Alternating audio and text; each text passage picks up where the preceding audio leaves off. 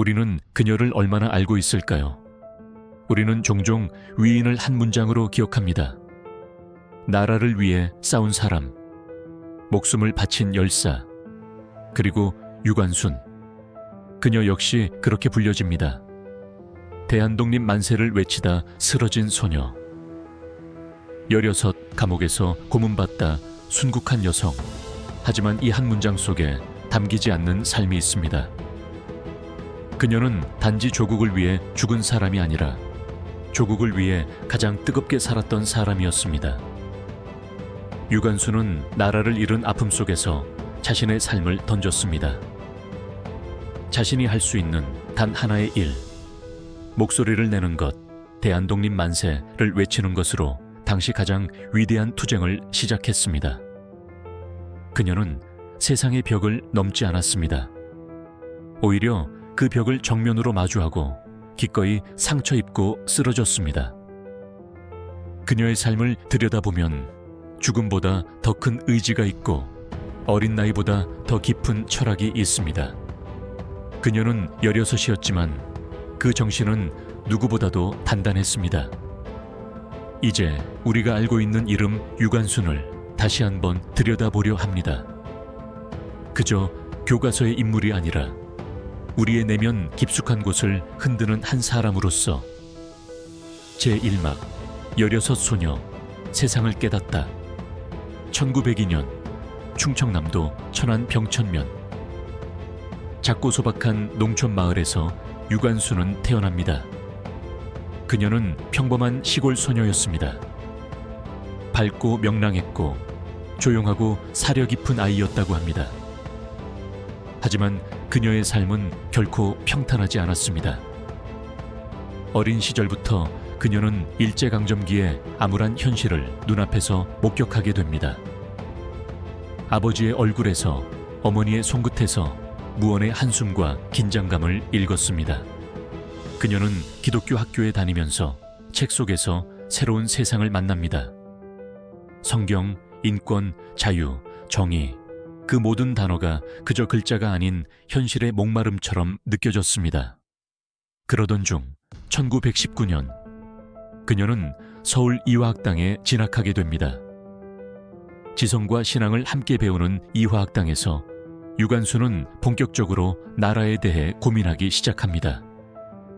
그녀는 친구들과 함께 밤늦게까지 이야기를 나눕니다.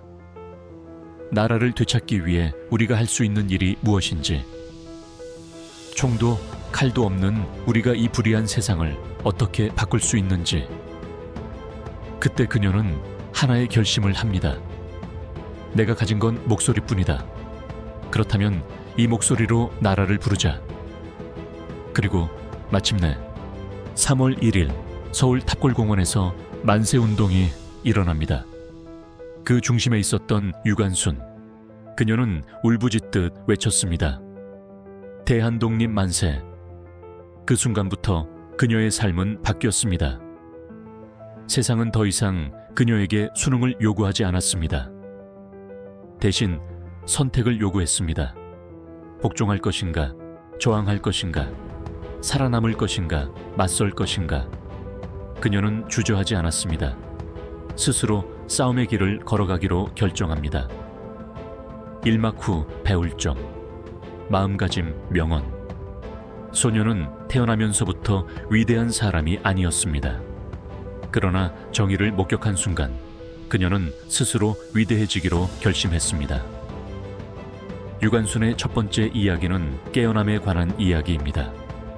중년의 시기를 살아가는 우리에게도 이 깨어남은 여전히 유효한 질문을 던집니다. 내 삶에서 나는 무엇에 깨어 있습니까? 나는 지금 세상을 외면하고 있는 건 아닐까요? 유관순은 이렇게 말하죠. 정의는 거창한 무기가 아닙니다.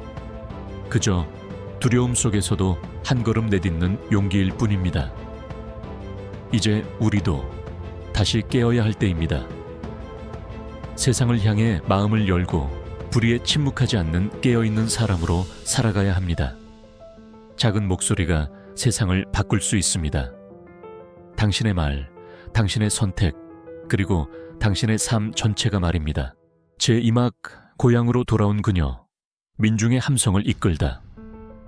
3.1 운동 직후 서울은 일제의 무자비한 탄압으로 피로 물들었습니다. 이화학당은 임시 휴교에 들어갔고 많은 학생들과 시민들이 연행되고 고문당했습니다. 그때 유관수는 고향 천안으로 돌아갑니다. 돌아가는 길 그녀는 생각합니다. 지금은 흩어지는 시간이 아니라 모아지는 시간이다. 서울의 외침이 꺼지지 않도록 지방에서 다시 그 불씨를 일으켜야 한다는 사명감. 그녀의 가슴은 다시 뜨겁게 타오르기 시작합니다. 그녀는 병천면 사람들을 찾아다닙니다. 장터의 어르신, 마을의 젊은이, 아이를 업은 어머니까지 하나하나 만나서 말합니다. 이제는 우리가 외쳐야 할 때입니다. 나라를 되찾기 위해 우리가 나서야 합니다. 하지만 사람들의 반응은 처음엔 냉담했습니다. 관순아, 너까지 왜 그러니? 살아야지. 목숨이 우선 아니냐. 그녀는 조용히 고개를 끄덕입니다. 그러고는 말합니다. 맞아요. 살아야죠. 하지만 어떤 삶이어야 합니까? 목숨을 이어가는 삶이 아니라 사람답게 살아야 하지 않겠습니까? 그 말은 마을 사람들의 가슴에 박힙니다. 조용했던 병천면이 서서히 술렁이기 시작합니다. 그리고 마침내 1919년 4월 1일 병천 아우나의 장터에 모인 인파는 3천여 명에 달했습니다. 아이부터 어른까지. 가슴에는 태극기를 품고 손에는 정의를 들고 목에는 대한독립 만세를 품었습니다. 그날 가장 앞에 섰던 이는 유관순이었습니다. 하늘을 찌를 듯한 만세 소리. 그녀는 두려움을 떨쳐내고 외쳤습니다. 이 나라의 주인은 우리입니다. 대한독립 만세. 하지만 일제의 총칼은 이내 사람들을 향해 돌아섰습니다. 그날 현장에서 유관순의 부모님이 순국했고 많은 이들이 체포되거나 부상을 입었습니다. 그럼에도 유관순은 물러서지 않았습니다. 부모의 시신 앞에서 그녀는 주저앉지 않았습니다.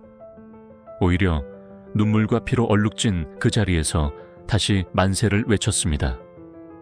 이 피가 마르지 않도록, 이 함성이 끊기지 않도록 나는 멈추지 않겠습니다. 그 외침은 병천의 장터를 넘어 조선 전역에 울려 퍼졌습니다. 이막 후 배울 점, 마음가짐, 명언. 진짜 리더는 사람들을 두려움 속에 몰아넣는 이가 아니라 사람들의 두려움 속에서 희망을 일으키는 사람입니다. 유관순의 두 번째 이야기는 공감하는 용기에 대한 이야기입니다. 그녀는 사람들을 끌고 가지 않았습니다. 그저 먼저 나섰을 뿐입니다. 앞에서 조용히 등을 내주고 뒤에서 손을 잡아준 사람입니다. 우리는 때로 리더십을 큰 권한이나 지시로 생각하지만 진짜 리더는 조용히 앞장서는 사람입니다. 그녀는 말했습니다. 나는 세상을 바꿀 수 없습니다. 하지만 내 주변을 흔들 수는 있습니다. 그녀의 만세는 사람들의 심장을 두드렸고 침묵하던 마을을 움직였습니다. 중년의 우리가 가정과 직장, 사회에서 겪는 무력감 속에서도 이 질문을 던져야 합니다. 나는 지금 누군가의 용기가 되어주고 있는가? 그리고 기억해야 합니다. 가장 앞에 서는 사람은 결코 가장 강한 사람이 아니라 가장 먼저 아파본 사람이라는 것을요. 제3막 철창 안에서 꺼지지 않은 불꽃. 1919년 4월 1일 병천 아우나의 장터에서의 만순동 직후 유관순은 체포되어 형무소로 이송됩니다. 그녀가 갇힌 곳은 서대문 형무소 제8호 감방. 어둡고 습한 그곳에서 그녀의 투쟁은 또 다른 형태로 시작됩니다. 당시 유관순은 일제에 의해 징역 7년을 선고받습니다. 법정에서도 그녀는 당당했습니다. 나는 죄인이 아닙니다. 나는 조선의 딸입니다. 나라를 위해 외친 만세가 어찌 죄입니까? 그녀의 말에 재판정이 술렁였고 일본 측은 더욱 강경하게 그녀를 다루기 시작합니다. 형무소 안에서 유관수는 가장 심한 고문을 받았습니다. 정기적인 구타는 물론 정의 고문, 손톱을 뽑는 고문, 심지어 여성으로서 감당하기 힘든 수치심을 주는 모욕까지. 그녀의 몸은 점점 망가져갔지만 그녀의 눈빛만큼은 끝까지 꺼지지 않았습니다. 형무소 동료들은 회고합니다. 관순이는 매일 밤 기도했습니다. 고문당한 몸을 웅크린 채 하나님, 제 나라를 지켜주세요. 그렇게 속삭이며 울었습니다. 그녀는 감옥 안에서도 함께 갇힌 사람들에게 희망을 전했습니다. 노래를 가르치고 성경을 읽고 때로는 자신의 밥을 나누며 말했습니다. 우리는 약하지 않아요. 우리는 혼자가 아니에요. 우리가 믿는 그날은 반드시 올 거예요. 그리고 1920년 9월 28일 유관수는 형무소 안에서 생을 마감합니다. 그녀의 나이 겨우 18.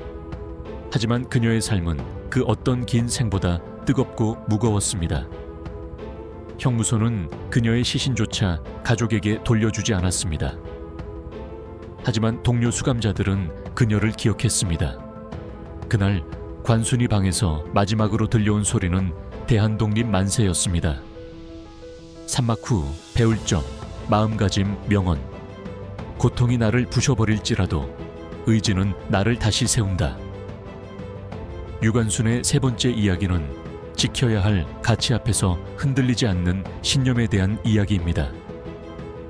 우리는 중년이 되면 많은 타협의 순간을 마주합니다. 가정, 직장, 현실, 때로는 꿈까지도 접어야 할 것 같은 날들이 많습니다. 하지만 유관수는 말합니다.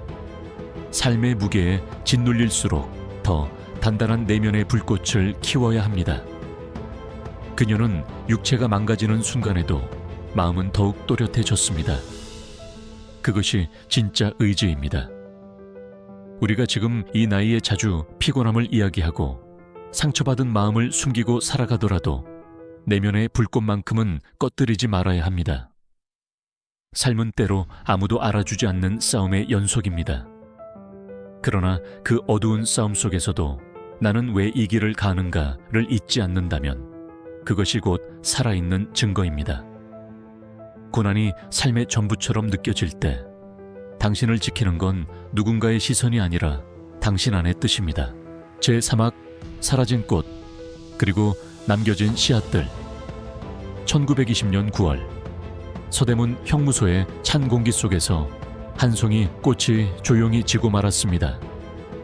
그녀의 이름은 공식 기록에서 사라졌고 그녀의 죽음은 신문 한 줄에도 실리지 않았습니다. 하지만 이상하게도 그녀의 죽음 이후 사람들은 그녀를 더 많이 이야기하기 시작했습니다. 18살의 나이에 어떻게 그런 용기를 낼 수 있었을까? 죽음을 앞에 두고도 어떻게 그토록 당당할 수 있었을까? 사람들은 유관순이라는 이름을 마음에 새기기 시작했습니다.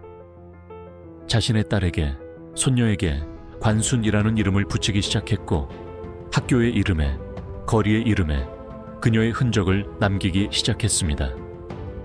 해방 이후 대한민국 정부는 그녀에게 건국훈장 독립장을 추서했고 그녀는 비로소 공식적으로 열사의 이름을 얻었습니다. 하지만 정작 그녀는 단 한 번도 스스로를 의인이라 부른 적이 없습니다. 그녀는 단지 대한민국의 딸로 살고 싶었을 뿐이었습니다. 유관순이 남긴 가장 위대한 유산은 그녀의 죽음이 아니라 그녀의 정신이었습니다. 세월이 흘러도 그녀의 말은 여전히 살아있습니다.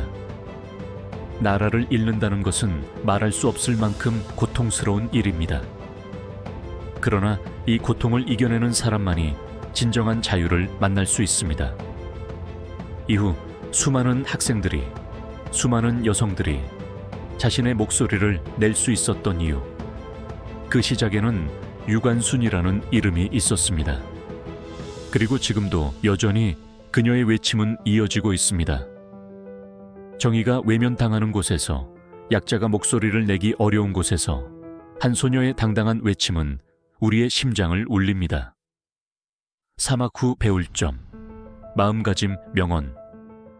한 사람의 죽음이 만 사람의 생명을 깨운다.